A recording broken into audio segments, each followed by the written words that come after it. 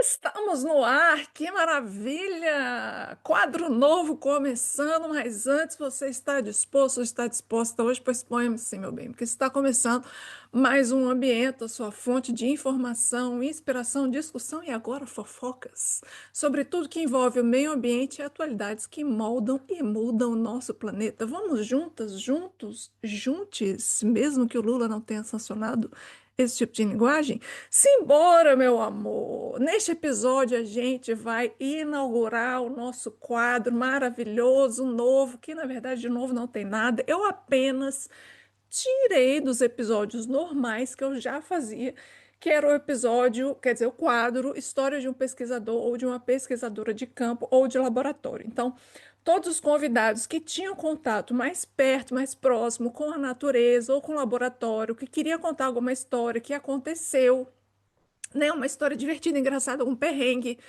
qualquer coisa, algo que alguém poderia aprender sobre isso, não é verdade? Eu trazia aqui, a pessoa vai lá e contava. Então, eu apenas tirei esse quadro do quadro normal do ambiente e trouxe para um quadro. Por quê? Porque eu acho, gente, que a gente, quando fala de ambiente, meio ambiente, e eu coloquei o curtas essa semana justamente sobre saúde mental e meio ambiente, porque a gente sabe que a gente meio que enlouquece, né? Quando a gente fala com o meio ambiente, a gente não meio que enlouquece. Então, para a gente não enlouquecer, tem umas coisas divertidas para a gente e nos entreter no meio de assuntos, às vezes, tão sérios, tão cabulosos, que nos fazem pensar, que nos faz ficar pé da vida.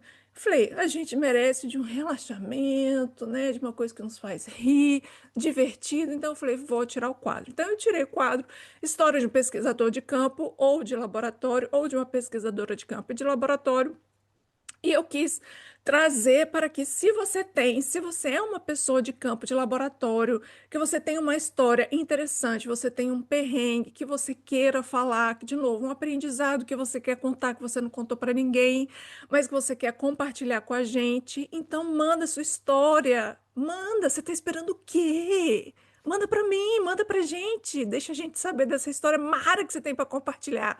Manda para ambientapodcast@gmail.com, que eu garanto o anonimato. Se você que não quer se identificar, não precisa. Se você quiser mudar o local, o ambiente, se você quiser mudar o ano, eu mudo tudo isso para você. Pode ficar tranquilo, mas o core, o coração, o centro da história vai ficar. Tá? E se você quiser que seja também você, né, sua pessoa, o sujeito, que seja você que conte também, não tem problema, você conta, é só me avisar no e-mail. Mas, por favor, traga a sua história, porque esse quadro é o meu xodozinho. Eu amo esse quadro, eu gosto muito, eu tenho muita história para contar de campo, de laboratório e, né, das coisas que a gente, porque perrengue sempre acontece para quem principalmente é pesquisador de campo, já passou por alguma coisa. Então, eu sei que tem muita gente aí me ouvindo, que é biólogo, que é cientista ambiental, que é engenheiro ambiental, ou mesmo biólogo de laboratório, geneticista. Gente, manda sua história para mim, por favor, qualquer coisa que engraçada ou não, ou um perrengue, ou algo que você queira contar que sirva de aprendizado para alguém, para as futuras gerações que está te ouvindo. Mande para Ambienta Podcast, tudo junto, tá, gente? ambientapodcast@gmail.com, tá? Aí você identifica no assunto o quadro, história de um pesquisador ou pesquisadora de campo ou de laboratório e manda para mim que eu coloco aí sua voz para o mundo e vai ser mara você fazer parte deste quadro comigo. Mais uma coisa antes da gente começar a contar a história de hoje, que é, se você quiser que a sua história seja a primeirona, se você quiser pular a fila aí de todo mundo, seja um assinante, membro do nosso podcast com apenas R$ 10, gente. R$ 10 você não compra nem um pão de queijo com café. Você não compra com R$ 10, né? Então, apenas R$ 10 mensais você pode entrar no grupo do WhatsApp, que tem um grupo exclusivo de assinantes no WhatsApp. Você recebe, eu ia falar vídeos, mas não são vídeos, são áudios meus toda semana sobre fofocas transatlânticas, que é um quadro que eu criei para contar histórias que acontecem aqui comigo, do outro lado do Atlântico, que eu estou em Portugal, caso você não saiba, eu voltei para Portugal. Então, histórias do outro lado do Atlântico, são fofocas transatlânticas que eu conto que acontece aqui. Ontem eu lancei a minha primeira fofoca transatlântica no grupo. Então, é o grupo do WhatsApp exclusivo para os assinantes. Você também pode dar pitacos sobre temas. Eu também sorteio para pessoas assinantes participarem do meu episódio se quiserem, obviamente, não é obrigatório, mas se você quiser participar do episódio também pode participar de qualquer forma, seja ao vivo, assim, ao vivo quando a gente grava, ou por áudio ou por vídeo, você tem prioridade nas histórias, ou seja, sua história é prioritária na fila, então sempre vai subir aí direto. Todos os assinantes me assistem por vídeo, então todos os assinantes me assistem por vídeo, não só áudio. Então todos que estão me ouvindo agora são por áudio, né? Lembra que eu mudei isso no início? Se você não ouviu, tá lá no Spotify o trailer falando justamente sobre isso, que agora é por áudio, que é uma coisa que eu queria ter feito antes, e só vídeo exclusivo para assinantes. Além disso, vocês também podem conversar comigo no WhatsApp e vocês têm prioridade nos programas. Isso significa que vocês recebem antes de todo mundo, antes que é lançado, vocês recebem. E também histórias. Às vezes eu vou lançar algumas histórias aí que só são para os assinantes. E tem também outras coisinhas lá que são exclusivas para os assinantes. Então, para você ser assinante e sua história ser a primeirona, furar a fila dentro das histórias, dentro dos dois quadros, que nós temos dois quadros agora. Assine o podcast que é no apoia.se/ambienta, então apoia-se/ambienta com apenas R$ 10 mensais. Você tem todas essas exclusividades e prioridades maravilhosas para os meus assinantes. E eu quero, obviamente, agradecer os meus assinantes maravilhosos que me possibilitam estar aqui, voltar com este microfone maravilhoso, novo, com equipamentos novos, com coisas maravilhosas, por isso que eu tive ideias dos quadros, para também dar voz, não só aos assinantes, mas para toda a minha audiência maravilhosos. Amo vocês. Um beijo. Mua! Então, bora lá. Então, já assine, já torne-me membro, já manda sua história pro Ambienta Podcast tudo junto, @gmail.com. Eu tô muito excited! Por isso que eu tô assim. E aí, minha cabeça, e aí a cabeça vai muito rápida, assim, e agora deixa eu tentar me acabar.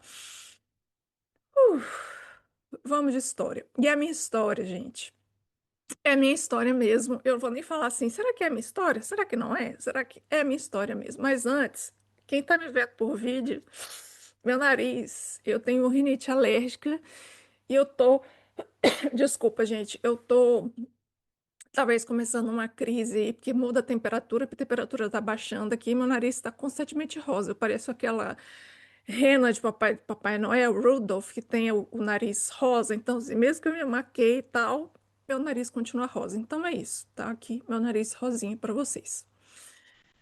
Vamos ao que interessa, a minha história.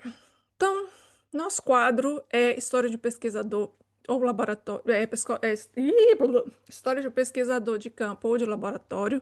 Eu sei que vocês já me ouviram contar várias histórias de campo, enquanto outros colegas contavam suas histórias, eu às vezes entrava, eu também tenho uma história mais ou menos assim para contar, parará, piriri, pororó.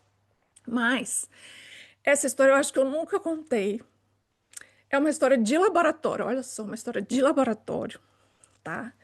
Foi meu primeiro PIBIC, ou seja, o PIBIC era o Programa de Iniciação e Bolsas, né, de Iniciação Científicas do CNPq. Acho que ainda existe, só que eu acho que o nome mudou. O ano era 2001, eu acho, se não me engano. Isso significa que tem mais de 20 anos essa história, tá? Então, por isso, gente, qualquer coisa que aconteceu já prescreveu. Eu não tô nem aí. Por isso que eu vou contar a história mesmo. E é isso aí que é para estimular você também a contar a sua história. Então, vamos lá. No PIBIC, o meu primeiro PIBIC de graduação, primeiro eu preciso contar que quando a gente entrou na graduação, a gente teve um contato muito grande com os veteranos. Tá, biologia, eu entrei em ciências biológicas na Universidade de Brasília em 2000, né? Aí eu tô falando a minha idade.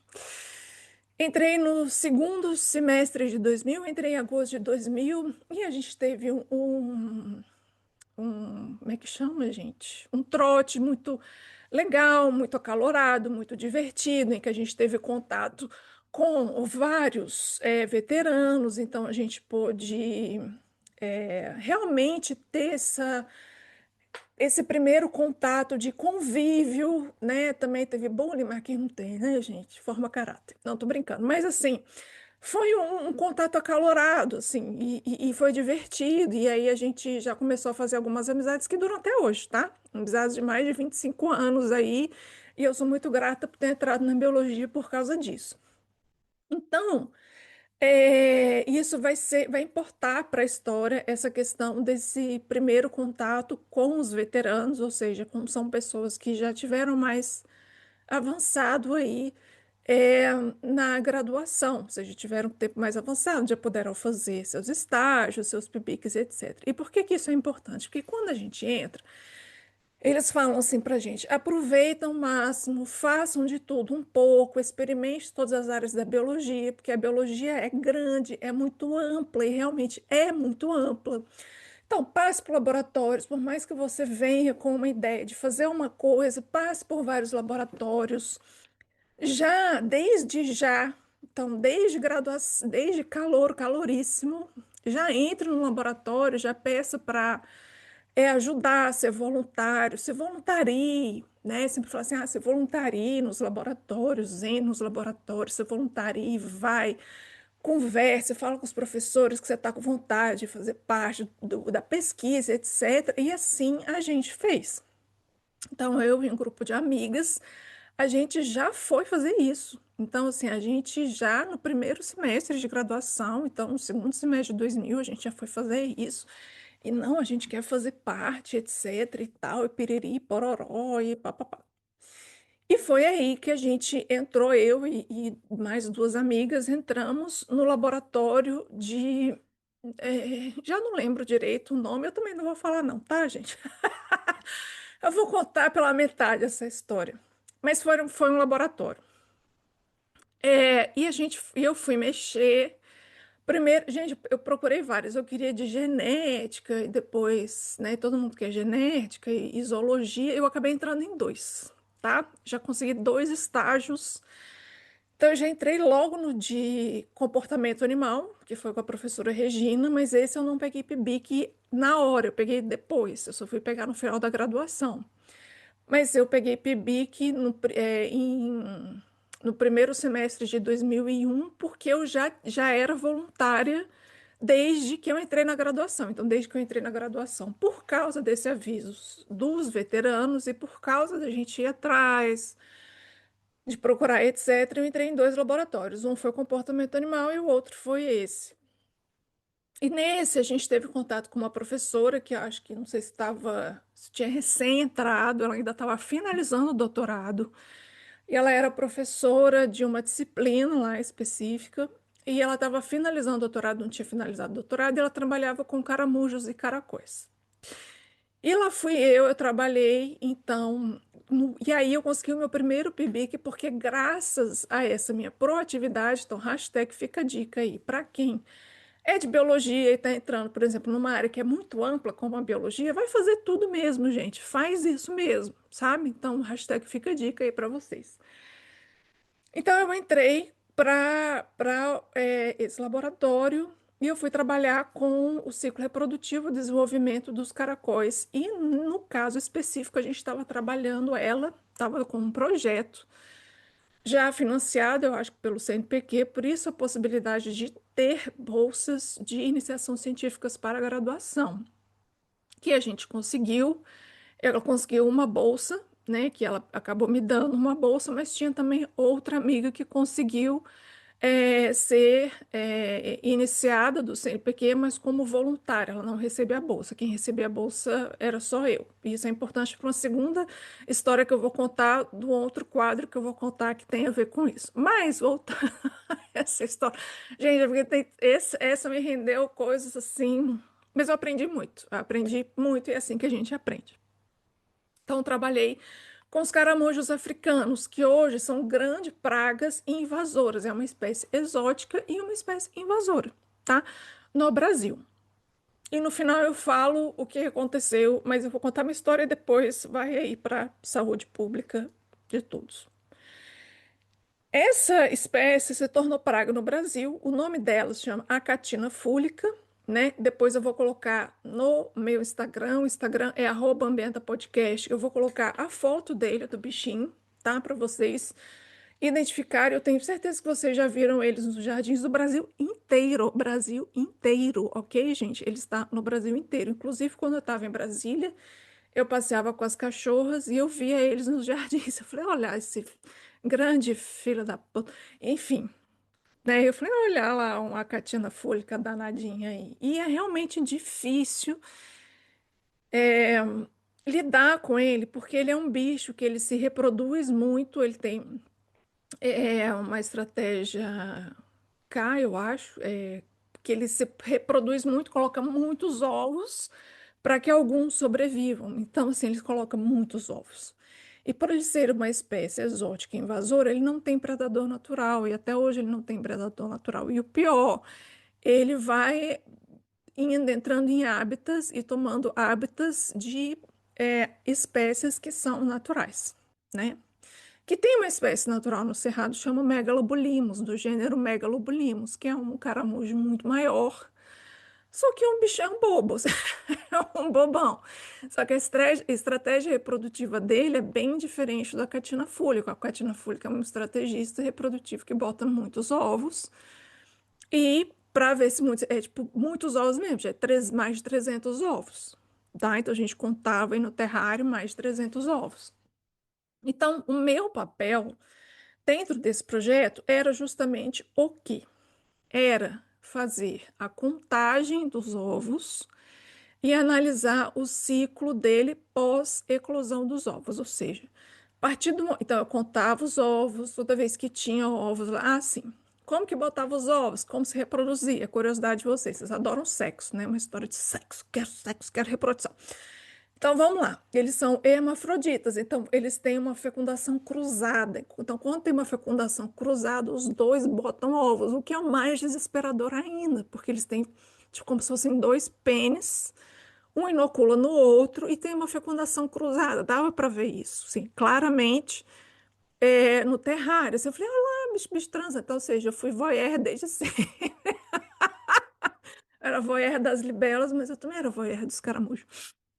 Porque eu gostava de observar comportamento, né? A gente já disse aqui até naquele episódio, eu acho que o episódio 7 com a Nina. Não, o episódio da Nina não foi o 7. Foi o 7? Já não sei se foi 7, se foi o 6, foi o 8. Bom, o episódio com a Nina, consultora ambiental, ela fala que nem todo mundo tem as características necessárias para fazer comportamento animal. Tem gente que tem gente que não tem. Eu tenho, porque eu gosto de ficar sentada e observando comportamento.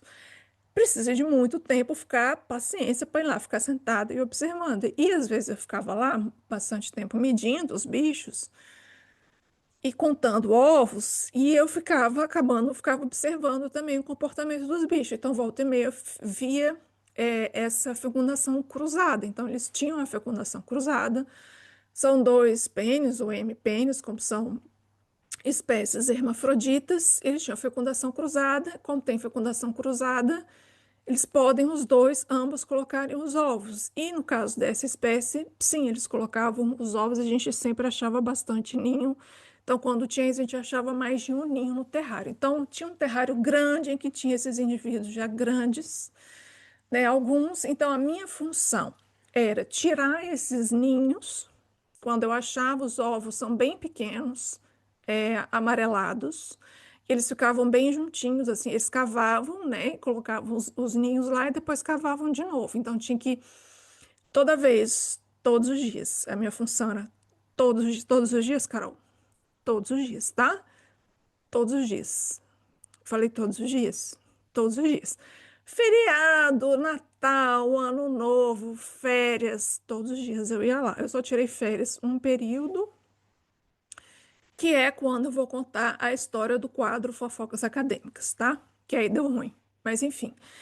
É, Então, feriado, férias, eu ia lá, eu tirava os ovos e limpava o terrário. Às vezes tinha uma época determinada para a gente trocar a terra, a gente tinha que comprar a terra, tinha que reforçar a terra, tinha que dar comida, porque tinha que dar comida para os bichos, né? Enfim, fazer todo esse rolê. Então, o meu rolê, qual que era o meu rolê? O meu rolê lá era contar os ovos, separar essa ninhada, colocar num Tupperware. Então, eu colocava no Tupperware, então fazia um outro terrário, um novo terrário para esses ovos. Quando esses ovos eclodiam, e eu acompanhava sempre, todos os dias. Quando esses ovos eclodiam, eu colocava, então, a gente acompanhava todos os dias, a gente sabia quando, o dia que foi posto, o dia que eclodiu, quantos eclodiram, quantos não eclodiram, e a partir daí a gente sabe a taxa de sobrevivência dos ovos, e a partir daí eu acompanhava os sobreviventes, né? Então eu acompanhava todos os jovens ali até a idade adulta, que é quando eles começavam a reproduzir. Ou seja, a partir do momento que eu ia acompanhando eles. E a gente também queria determinar isso, quando que eles começam a reproduzir. Então, depois, a gente queria saber várias coisas, a gente tinha várias perguntas, porque a gente não sabia, porque isso era uma espécie nova, porque alguém teve a brilhantíssima ideia de trazer esses caramujos, achando que criar esses caramujos ia ser uma brilhante ideia para ser um reforço proteico na alimentação. Por quê? Porque aqui na Europa eles comem caracóis, aqui se come caracóis. Eu até no final vou contar uma história também sobre isso. Aqui se come caracóis. Então, por se comer caracóis, aqui alguém teve uma brilhante ideia de pegar um caramujo africano. E ele é grande, gente, ele é carnudão mesmo. Levar para o Brasil, criar lá, achar que isso seria, né, vendível, que alguém ia comprar para fonte de proteína alimentar. Claro que deu errado, porque não estudou o mercado, né? Assim, caiu no conto do avestruz, né? Eu acho que é aquela também, aquele conto do avestruz, que falar que compra, que vender avestruz, que criar avestruz ia dar bom, e abandonou os bichos, soltou os bichos na natureza. Olha o perrengue. E agora esse bicho é praga no país inteiro, se não na América Latina inteiro, porque assim, todo mato que eu já fui, pelo menos em Brasília, e todo mundo que já me relatou fala, tem problema com a catina fúlica. Ele é um caramujo que a concha é relativamente grande, ela é torcida assim, eu não sei explicar, ela é meio para fora verticalmente, assim, ela vai crescendo e é meio caramelo com marrom. Mas, de novo, a foto vai estar no @ambienta podcast no Instagram, quinta-feira, tá bem? Bom, explicado o meu trabalho, então, toda vez que tinha. Então, a gente não sabia nada, era uma coisa nova, a gente queria saber tudo. Então, tinha uma colega que, essa mesma amiga que trabalhava comigo, trabalhava a parte dentro do ovo, a parte embrionária, e eu trabalhava a parte a partir da eclosão. Então, a partir da eclosão do ovo, eu trabalhava vendo justamente quanto que eles cresciam, qual que era a taxa de sobrevivência, tudo isso em cativeiro, obviamente, e qual era a idade que eles chegavam à idade de reprodução, né? Então, toda vez que tinha ninhada, era o mesmo processo. Toda vez que tinha ninhada, eu pegava, separava no Tupperware, contava os ovos, tararã, e acompanhava isso com várias ninhadas. Então, era esse o meu trabalho. Quando eclodia, eu pegava, eu media as conchas, ia medindo as conchas, etc., para ir acompanhando o crescimento, dava comida, limpava terrário, fazia sempre isso, gente, sempre, todos os dias, todos os dias. Lindo. E eu gostava, eu realmente gostava, era tipo uma terapia. Assim, né? Não, vou lá. O que que você vai fazer, Carol? Ah, gente, vou lá medir caramujo, vou lá ver se tem ninho, vou ver os bichos transando. Era assim. Então, é, então, beleza. Meu trabalho era esse. A partir de início de 2001, já estava com PIBIC, primeiro semestre de 2001 estava com PIBIC, estava isso. E aí, como eu falei antes, por isso que eu trouxe essa história antes do contato com os veteranos, a gente tinha muito contato com os veteranos. E era maravilhoso ter esse contato, porque a gente, além de saber dos professores, além de saber das disciplinas, a gente, né, tinha ali várias outras coisas divertidas. Eu gostava muito de estar com os veteranos e a gente estava dentro do Centro Acadêmico de Biologia, que era o CA, né, que era muito bom, era um local de convivência, era maravilhoso.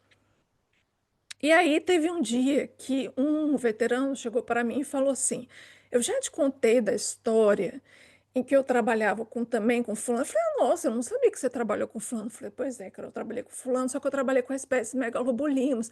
Aí eu falava: Nossa, eu achei ele tão fofo, porque realmente, gente, esse bicho. ele é do cerrado, ele é uma espécie, ele vive enterrado, porque no cerrado é muito seco. E é um caramujo, ele precisa dessa terra úmida, né? E no cerrado é seco. Então ele vive muito enterrado e a concha dele é clara, é grande, e o bicho é muito bonito, realmente. Assim, para quem gosta, né? Eu não acho feio o caramujo, eu não acho feio o caracóis, eu não acho nojento. Eu só não como, né? Mas eu vou chegar nessa parte.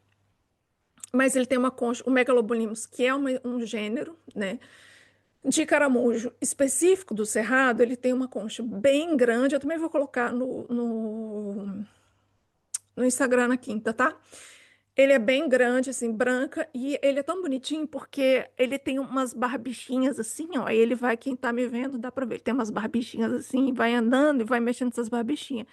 E no laboratório, essa professora também tinha um ou dois espécimes de megalobulimos, que era também para comparar com esse acatina fúlica, né? Mas ela não estava mais trabalhando com megalobulimos, estava trabalhando mais com a acatina fúlica, porque o financiamento era específico para a acatina fúlica. Então, ele falou assim: Ah, eu já trabalhei com o Gabriel. Esse amigo nosso, o veterano Gabriel, falou assim: Não, cara, eu já trabalhei com megalobulinos, já trabalhei com a professora fulana. Eu falei assim, nossa, é mesmo? Eu falei assim, é, e você não sabe o que aconteceu. Eu falei assim, aconteceu. Aí ele falou assim, tenha muito cuidado, porque eu expliquei o que eu estava fazendo, expliquei dos topwares e tal. Ele, então, tape muito bem os topwares. Eu falei, por quê? Eu falei, porque eu já tive que buscar caramujo, caracol, fora do laboratório. Eu falei, o quê? Ele já fugiu, eu estava criando do mesmo jeito que você, colocando dentro de Tupperware, e caramujo já fugiu, e eu tive que fazer não sei o que. Eu falei assim, cara, Gabriel, não acredito. E eu rindo pra caramba, eu não acredito que você fez isso, como que isso aconteceu? Ele, pois eu também não sei, eu acho que eu não fechei direito, não fechei, na verdade foi o terrário, eu acho que ele não colocou no Tupperware, não, foi o terrário. Acho que eu não fechei o terrário direito. O bicho conseguiu fugir. Eu falei, como que o bicho conseguiu fugir, velho? Com um caramujo. E aí todo mundo me gozou, porque era corrida dos caramujos. O bicho é lento, né? Então, assim, é corrida dos caramujos. Então ele me falou assim: feche muito bem, muito cuidado, o que que você vai fazer? Parará, parará, parará. E ficou me contando e falou que tinha fugido. Falei, tá bom, ok. Eu falei, mas isso não vai acontecer comigo. Pode ficar tranquilo que eu tapo muito bem stopper. Gente, stopper era meio furadinho, sim, mas eles não conseguiam fugir pelo furo, mas, né, é, eu, né, fechava muito bem. Gente, eu era muito, pra vocês terem uma ideia, eu era muito perfeccionista na época. Muito, assim, muito mais do que eu sou hoje. Eu acho que hoje eu diminui muito o meu nível de perfeccionismo, porque naquela época eu era too much, assim. Se eu errava alguma coisa, meu Deus, eu vou morrer, sabe? Eu era muito certinha, eu era muito certinha. Inclusive, um parêntese, um adendo, eu tinha um namoradinho, foi meu primeiro namoradinho, não era do curso, era fora do curso, para Clube Belo. Como eu falei para vocês, eu falei que eu ia todos os dias. Feriado, Natal, Ano Novo, Proclamação da República, Independência do Brasil, quem ia lá era eu. Então, não tinha ninguém na UNB, tinha ninguém, tinha uma alma ao vivo, e eu tinha a chave dos laboratórios e tal para eu poder entrar. Então, quem entrava era eu, e às vezes meu namorado me acompanhava, porque justamente não tinha ninguém, aquela UNB era às vezes meio creepy, e eu não era no Instituto de Biologia na época, eu ficava ali no Minhocão, não sei se você conhece a UNB, no ICC Sul, no subsolo. Então, eu tinha que ir no subsolo, ali no ICC Sul, no Minhocão, e ali descer, os laboratórios ficavam ali no subsolo. Então, era meio creepy, e aí meu namoradinho na época, ele às vezes queria até dar uns amassos dentro do laboratório, porque às vezes até dava, gente, porque não tinha ninguém. Você podia fazer qualquer coisa lá. E eu não conseguia, porque eu era muito certinha, eu era muito perfeitinha. Eu era aquela pessoa perfeitinha. Eu falei assim: ah, não, vai que alguém chega. Ah, não, vai que. Cheio de usar, não. Então, aproveito para dar aquela hashtag Fica a Dica. Se você, minha amiga, é assim, se você tá aí nos seus 19, 20 anos e você é assim, vou falar uma coisa pra você: não seja, não vale a pena. Hoje eu não sou mais assim, eu sou mais porra louquinha mesmo. Mas, gente, ser certinha, ser muito perfeccionista, não vale a pena, gente. Aproveite sua vida, vai viver. E é isso, assim. Por quê? Porque eu achava que se alguém viesse, se alguém me pegasse, eu ia, sabe, acabar com a minha vida. Meu Deus, minha vida, ai, que vergonha, não sei o quê. E hoje. sabe assim, foda-se. Bom, enfim, é isso. Continuando a história, e aquilo ficou na minha cabeça. Falei, tá, mas isso nunca vai acontecer, porque eu fecho muito bem. Eu checo duas vezes, gente. Eu checo duas vezes se eu fechei, eu checo duas vezes se eu fechei o terrário e tá tudo bem. E aí, gente, eu não sei se foi um dia em que eu estava preparando para a prova, ou se, porque às vezes eu virava estudando, tá? Só para vocês terem uma ideia de tanto que eu era perfeitinha e certinha. Eu virava estudando, ou eu não sei se foi na época que aconteceu, o que eu vou contar no próximo quadro, no próximo episódio, vocês vão saber. O próximo quadro é fofocas acadêmicas. Eu não sei se foi quando aconteceu isso também, que minha cabeça tava da pá virada, eu tava assim, muito louca dentro da roupa, tipo, pensando em várias coisas, minha cabeça, sabe, assim, quando fica um turbilhão e você não se atenta direito ao que você está fazendo, é como se você estivesse mexendo no celular. Naquela época não tinha, tá, gente? É o único celular que tinha é um celular da Nokia, aquele que nunca acabava a bateria, aquele pedregulhão, que eu acho que eu já tinha na época. Mas assim, era aquele celular bem grande da Nokia, que o único jogo era o jogo de cobrinha, que você mandava só SMS para a pessoa e ligava e era caro. Então eu não usava, eu usava realmente só para ligação e às vezes jogar jogo de cobrinha que eu gostava. Mas assim, não era isso. A gente não tinha esse vício de rede social, a gente não tinha rede social na época, a gente não tinha jogo de celular. Mas eu tava tão, acho que, coisa na cabeça, que era como se eu tivesse alguma distração nesse dia. E aí, gente, não aconteceu que o Gabriel. Eu falo para ele hoje que ele foi o cavaleiro do Apocalipse, porque aconteceu exatamente o que ele falou. E eu fiquei tão pé da vida. Tava num belo dia. Eu cheguei com essa cabeça como se eu tivesse com redes sociais. Eu entrei no laboratório, mas com a cabeça. Não estava em rede social, tá, gente? Aquilo que eu falei. Ou eu estava preocupado com prova, ou tinha acabado de acontecer aquilo que eu vou contar no próximo episódio para vocês. Mas eu estava com a cabeça na lua. E aí eu acho que eu não fiz toda a rotina, que era verificar se tinha ovos. Tirei, coloquei num novo, dei comida, fechei. Aí eu fui para os Tupperwares que eu acompanho, medi todo mundo, tarará, e eu fechei. Só que eu acho que eu não fechei direito. E saí. Só que eu não fiz o double check. Nesse dia, eu não fiz a dupla checagem.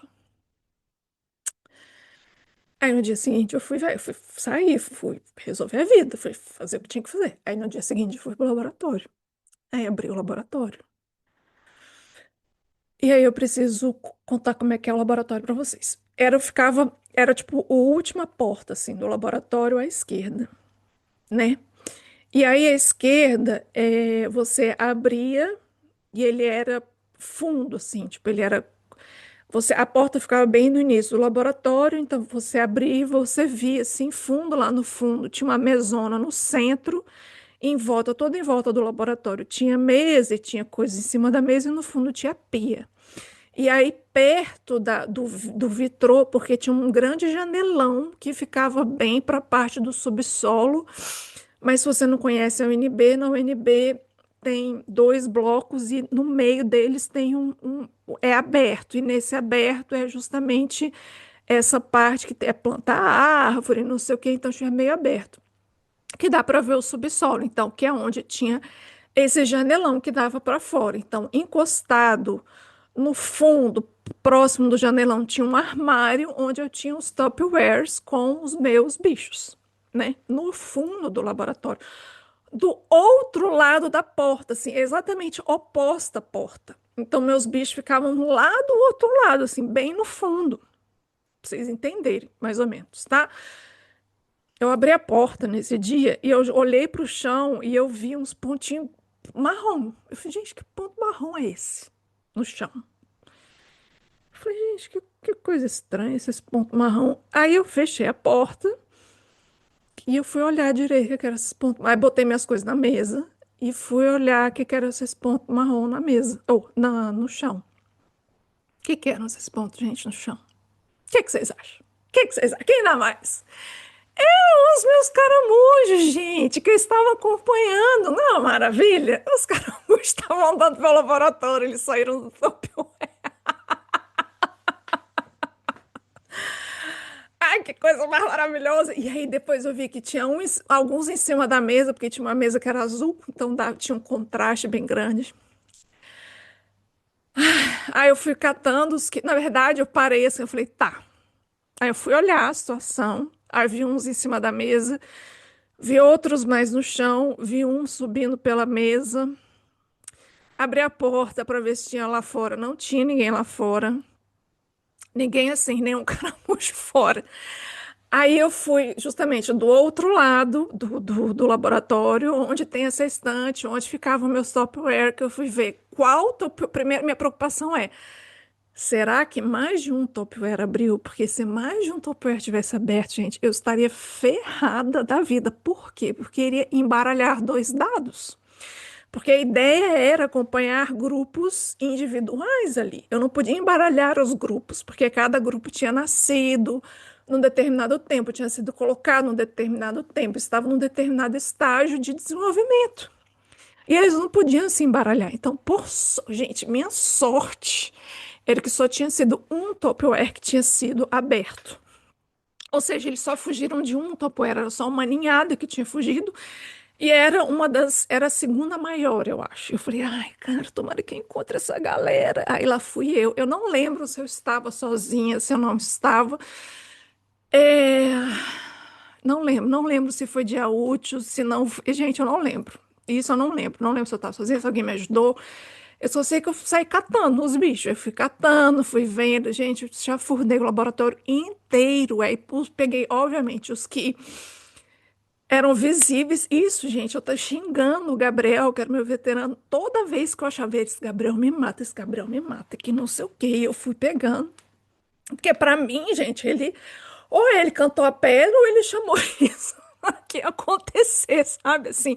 Aí eu fui pegando os caracóis. Então, depois que eu peguei todos os visíveis, eu fui pegando aqueles que estavam nos pés da mesa, que estavam subindo a mesa. Aí depois lá fui eu enfiar, eu fiquei me enfiando embaixo de todas as mesas para pegar os que estavam nos cantinhos, assim, do tampo da mesa, bem embaixo do tampo da mesa. E aí eu fui checar com a numeração que eu tinha daquele Tupperware. Aí eu consegui relaxar um pouco. Eu falei, ufa, bateu. Ou seja, não perdi ninguém. Não perdi nenhum indivíduo, o que foi bom. Ou seja, recuperei todos que fugiram. Mas imagina, gente, fuga dos caracóis.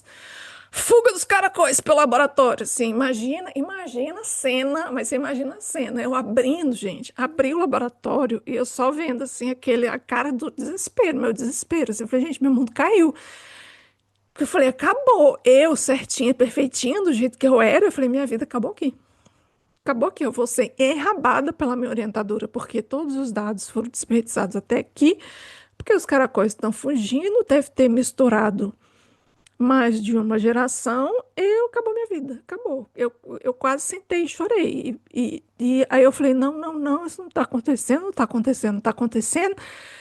Aí depois que eu vi tudo, eu consegui respirar. A caça dos caracóis, né? Depois da fuga dos caracóis, eu fui à caça dos caracóis, aí eu consegui respirar. Obviamente que eu tive que relatar o que aconteceu por orientadora, porque a gente tinha uma ata, a gente tinha que colocar tudo lá em ata. Então, eu coloquei em ata. Fuga dos caracóis, dia, tal. Não, eu coloquei em ata o que aconteceu, entrei no laboratório, encontrei, parará, piriri, pororó.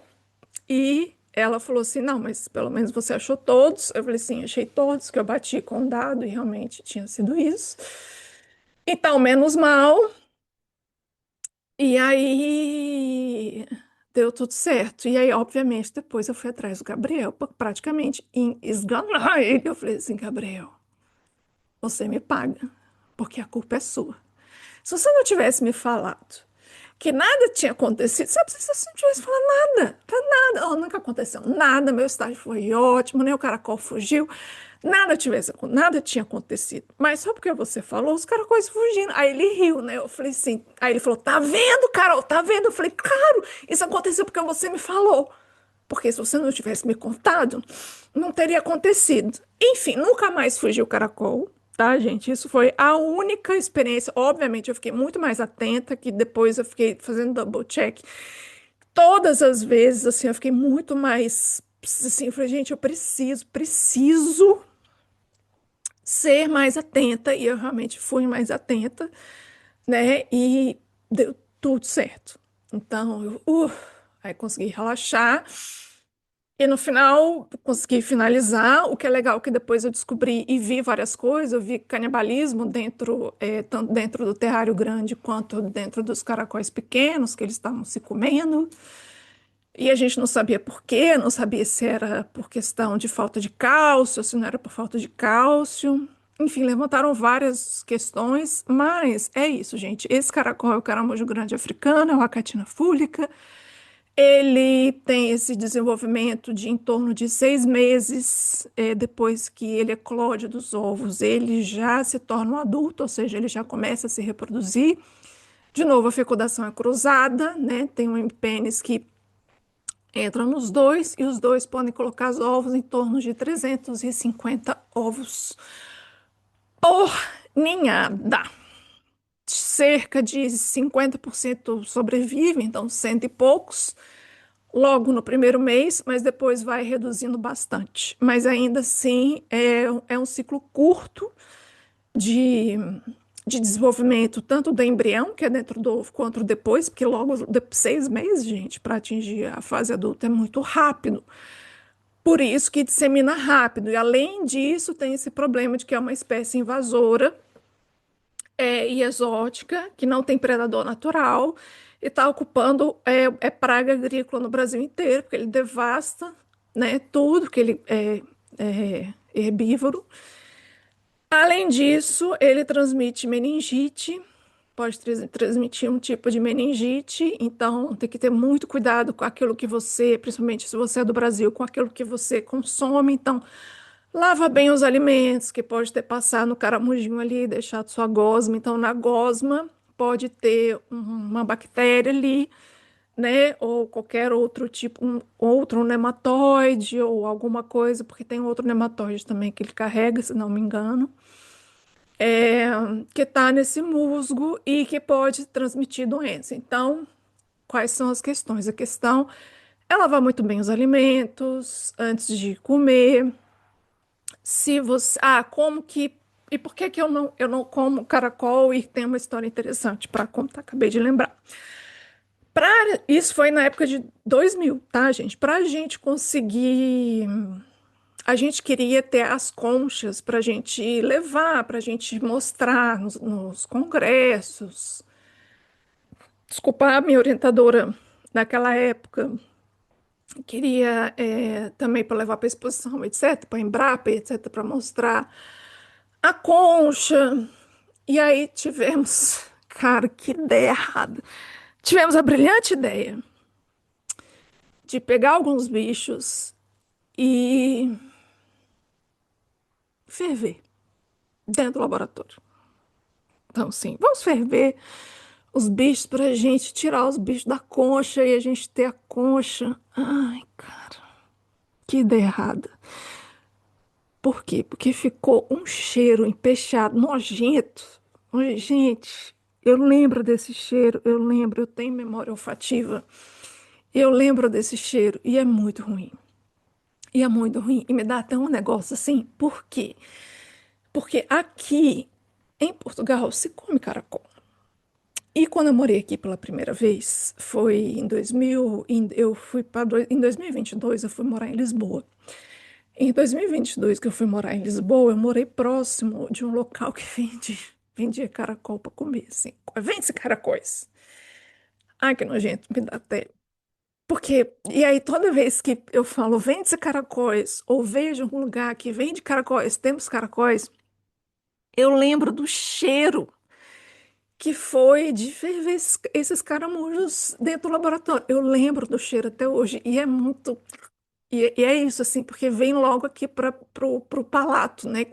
Tem essas papilas gustativas, e, cara, que nojo. E aí, lógico, a gente conseguiu separar da concha, a gente conseguiu levar pro coisa para mostrar como é que era.